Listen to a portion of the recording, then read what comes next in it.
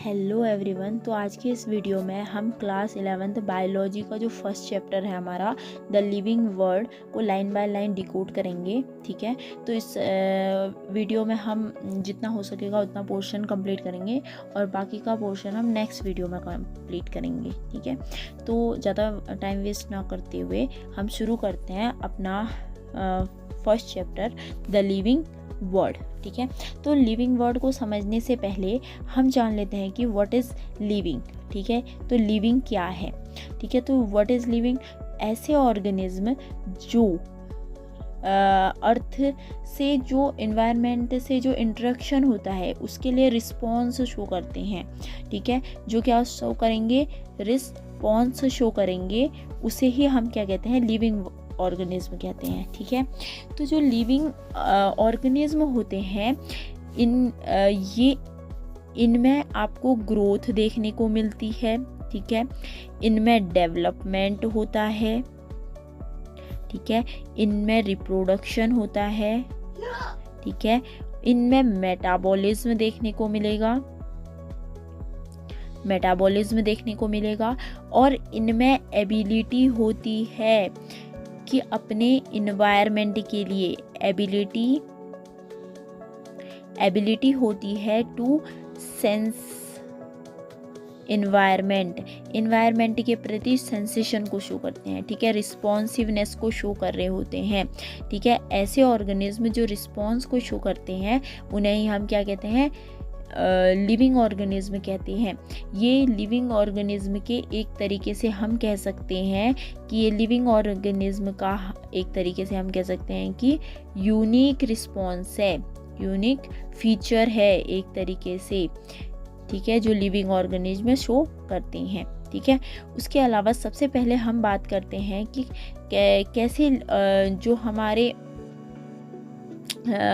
Organism है वो growth show करते हैं। देखो, ग्रोथ कोई इसका डेफिनेट फीचर नहीं है। ठीक है, देखो ग्रोथ जो होती है वो नॉन लिविंग में भी होती है। ठीक है, नॉन लिविंग ऑर्गेनिज्म भी ग्रोथ शो करता है और हमारा जो लिविंग ऑर्गेनिज्म है वो भी ग्रोथ शो करता है। देखो, लिविंग ऑर्गेनिज्म ग्रोथ कैसे शो करता है, कोई एक छोटा बच्चा है। ठीक है, वो क्या हुआ, छोटा बच्चा है, एक टाइम के बाद क्या बना, एडल्ट बन गया। ठीक है, बड़ा हो गया तो उसने ग्रोथ शो की। ठीक है, पहले छोटे छोटे हाथ थे, अब क्या हो गया है, एक बहुत बड़े बड़े हाथ हो गए हैं। ठीक है, पहले रेंग के चलता था लेकिन अब कैसे चल रहा है, 2 पैरों पे चल पा रहा है। ठीक है, ये क्या होता है, ये ग्रोथ के साइन है। ठीक है, तो मतलब उसकी ग्रोथ हुई है। ठीक है, लेकिन ये तो लिविंग ऑर्गेनिज्म का कैरेक्टर हो गया। अगर हम बात करें नॉन लिविंग ऑर्गेनिज्म की, तो जो हमारे माउंटेन्स हैं, ठीक है, या फिर जो हमारे रेगिस्तान में जो रेत के टीले बनते हैं, ठीक है, उन पर क्या होता है कि हवा से मिट्टी, रेत उड़ करके हमारा जो टीला है उस पर बैठती गई। ठीक है, इससे क्या हुआ, टीले का जो साइज है वो इंक्रीज हो गया। ठीक है, तो ये शो हो रहा है। तो ग्रोथ कोई डेफिनेट फीचर नहीं है। ठीक है, ग्रोथ हर किसी में दिखेगी। ठीक है, उसके अलावा तो हम कहेंगे कि जो लिविंग ऑर्गेनिज्म है, ठीक है, उनका जो मास है वो भी क्या होता है, इंक्रीज होता है। ठीक है, नंबर ऑफ सेल भी क्या हो रहा है, इंक्रीज हो रहा है। ठीक है, तो ये एक तरीके से हम कह सकते हैं कि इस लिविंग ऑर्गेनिज्म का कैरेक्टर है ग्रोथ का।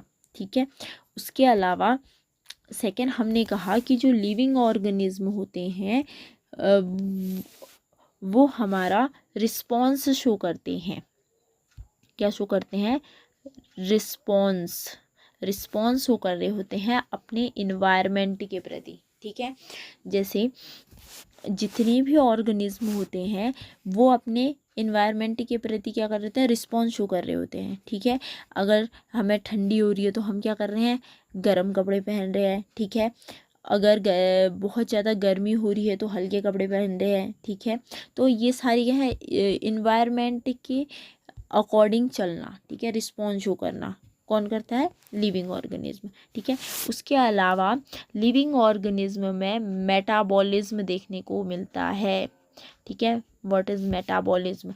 मेटाबॉलिज्म क्या होती है? एक तरीके की sum total of all chemical reaction, ठीक है, अकर इन बॉडी। एक तरीके की क्या होती है? केमिकल रिएक्शन होती है। एक तरीके से केमिकल रिएक्शन होती है जो हमारी बॉडी में पाई जाती है, ठीक है।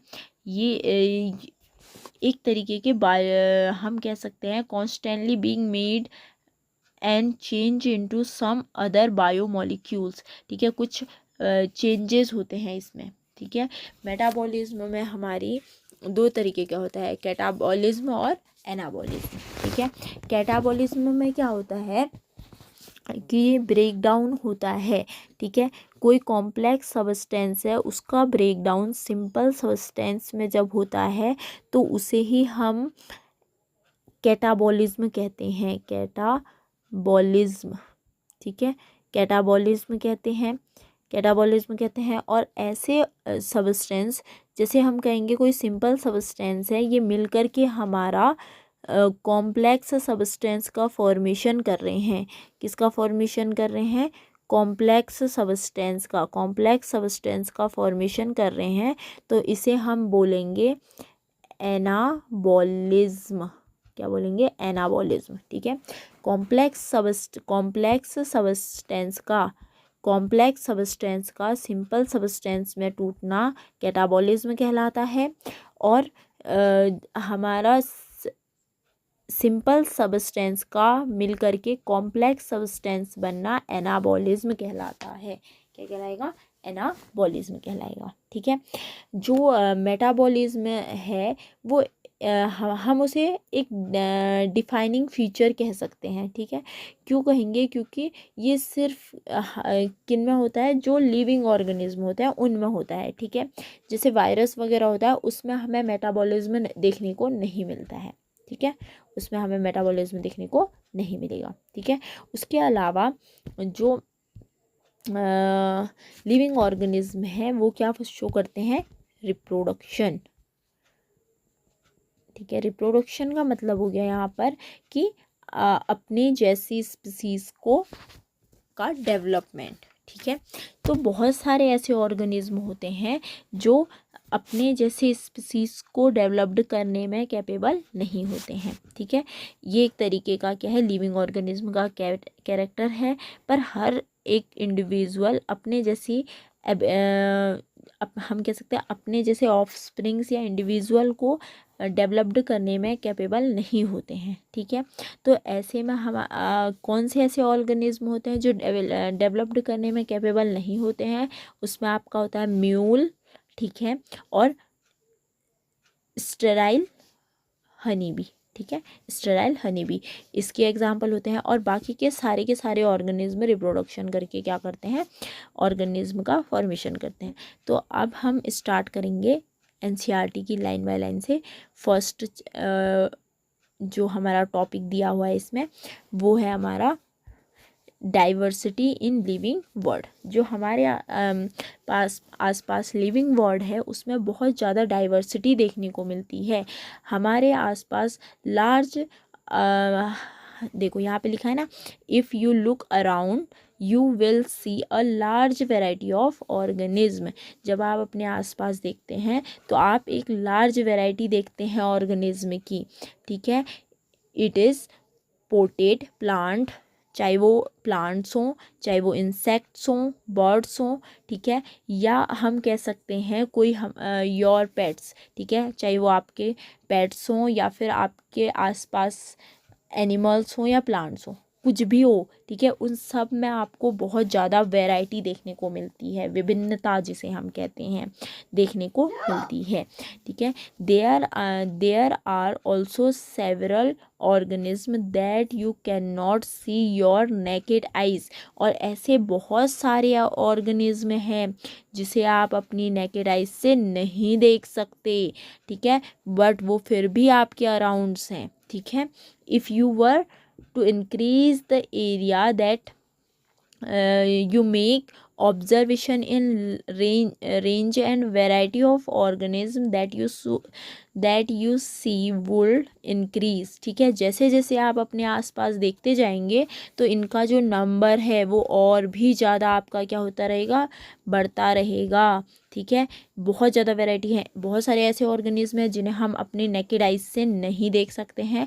ठीक है, उनको देखने के लिए हमें किसकी मदद लगती है, माइक्रोस्कोप की मदद लगती है। किसकी मदद लगती है, माइक्रोस्कोप की मदद लगती है। ठीक है, जैसे जैसे हम अपना रेंज बढ़ाते जाएंगे हम पाएंगे कि जो ऑर्गेनिज्म की जो वैरायटी है उनमें दिन पर दिन क्या आ रहा है, वो बढ़ती ही जा रही है वैरायटी। ठीक है, उसके बाद कहता है obviously if you were to visit dense forest, जब आप कहीं एक घने जंगल में जाते हैं, you would probably see a much great number and kind of living organism. जब आप किसी डेंस फॉरेस्ट में जाते हैं तो आप देखते हैं वहाँ पर इससे भी ज़्यादा नंबर में आपको क्या देखने को मिलते हैं, लिविंग ऑर्गेनिज्म देखने को मिलते हैं। ठीक है, each different kinds of plants, animal और organism that you see represent a species. ठीक है, जो आप लोग ये प्लांट्स और एनिमल्स